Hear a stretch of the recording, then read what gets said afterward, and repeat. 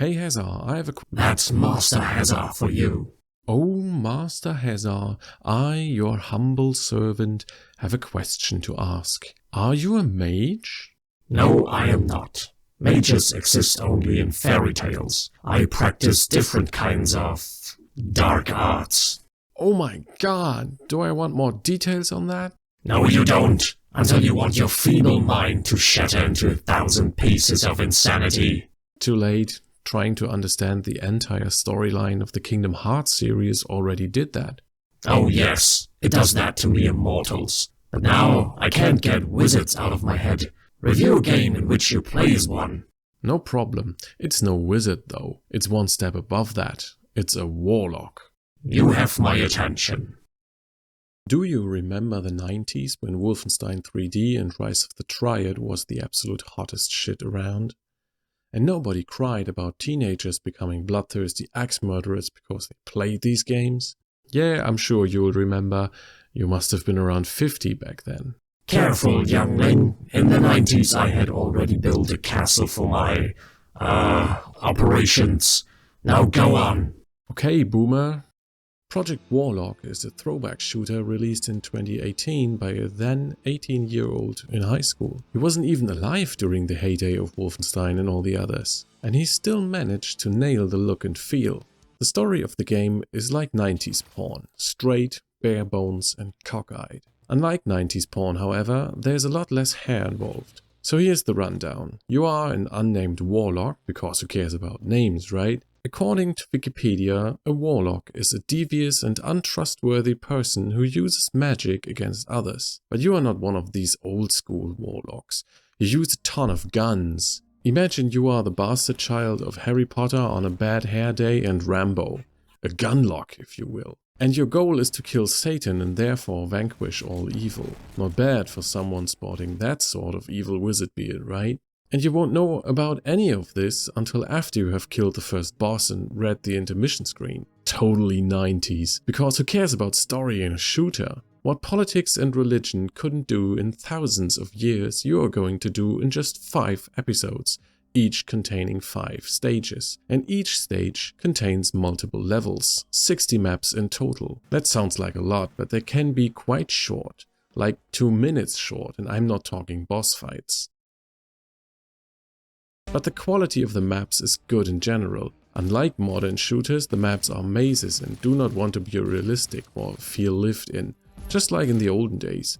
So expect a lot of key hunting, colored doors, switches and secret rooms behind slightly different looking wall textures. Just like in the olden days, but less annoying. And of course traps. Project Warlock has it all. Disappearing floors, walls opening after picking up keys or powerful items, big rooms with waves of enemies, boss fights, teleporters and seals of evil blocking exit doors. And strangely, the hardest map of them all is E1M1, the very first after the not-so-called tutorial. You have only your warlock staff, a melee weapon and late in the level a pistol. You have no upgrades and even the weaker enemies can hurt you quite good. After you get your hands on a shotgun in E1M2, everything gets much easier. On your quest you will visit medieval castles, the eternal ice of Antarctica, Egyptian pyramids, a ruined city full of robots and even hell itself. Because where else would you really banish evil once and for all? At the end of each episode a boss is waiting for you. Unfortunately the boss fights can't really hold up the quality of the regular levels. But hey, shoot it until it dies, right? It's an homage for sure. Speaking of shooting, let's look at the arsenal at your disposal. Spells are all fine and dandy, but there is one problem. Compared to the guns, there are too few of them and they are not strong enough. Because they use the same upgrade points as the guns, you are better off investing into your boomsticks. I find a spell-focused build hard to play. There's a bit of RPG in Project Warlock as well. By killing monsters, finding secrets and picking up treasure you gain XP and level up, which gives you stat and perk points.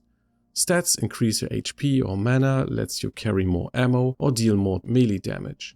Perk points are given every 5 levels and reduce incoming damage, give you more ammo per pickup or increase the chance of loot. You know, the usual nothing revolutionary. And then there are unlock points. You can only pick them up in the maps themselves, mostly from boss fights or in secret rooms. They are rare and need to be spent wisely. Spells can be bought after you found them in the levels, but for each weapon there are 2 upgrades. You can only select one and they change the weapon so much it feels like a new one. The pistol, for instance, can be upgraded to a 50 cal hand cannon or a flare gun. The former uses double ammo, but deals massive damage, making it still relevant even in later episodes. The latter deals a bit of fire damage over time and makes me quite sad. The minigun, my personal favorite, shreds through everything after a bit of spin-up time and is a blast to fire.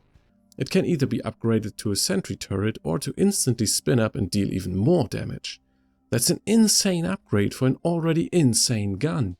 Just listen to it.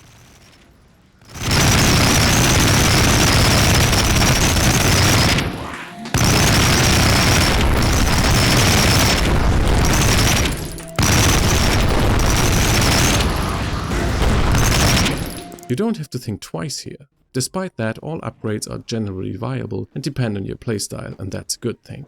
All the old school FPS mainstays are here and assigned to the weapon slots you have memorized from Doom. A pistol, 2 shotguns, a minigun, a rocket launcher, sticks of dynamite, a crossbow, and of course Project Warlock's version of the BFG, the chain reactor.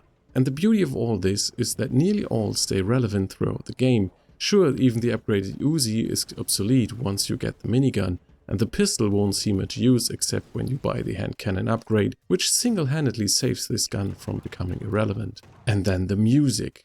Despite the fact that I'm not the biggest fan of electronic music, the tracks are just fitting too well here, especially in the ice levels.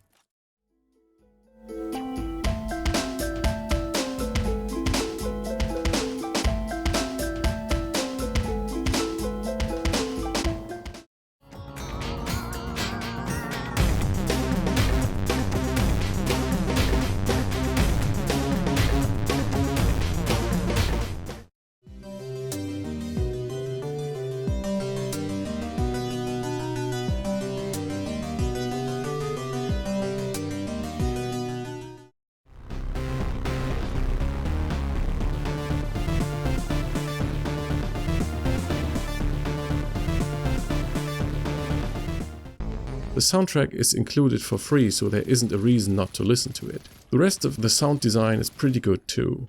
Guns all sound like they pack a hell of a punch, and the sound when monsters go squish is very satisfying. Picking up weapons or items is totally old school, all in all a very good package. I don't have many complaints with this game, only a few nitpicks. Aside from the already mentioned simple boss fights, there are issues with collision detection. You see, everything in this game is a sprite and is always facing you like in Wolfenstein 3D. Enemies, items, props, obstacles.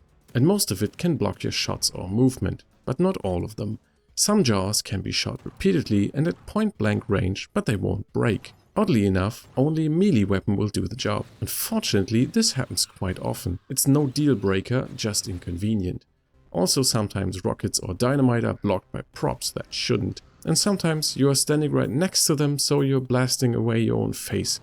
It happens rarely, but when it does, it hurts. Also, difficulty can be a bit over the place, but it's nothing insurmountable. Since there are no quick saves and you need to complete a stage in order to save progress, it can be frustrating if you die near the end of the stage and have to do it all again, or have to start over if you lose all your lives. Or you can play on the easiest settings where there are no lives and you barely lose any progress at all. All in all, Project Warlock is a superb throwback shooter that can stand on its own even without the retro bonus. The purists can even fiddle around with the visual options to make it look like you're playing in CGA, complete with scanlines and garbage colors. Or go for Game Boy visuals. The choice is really yours, but I found it tiresome in the long run.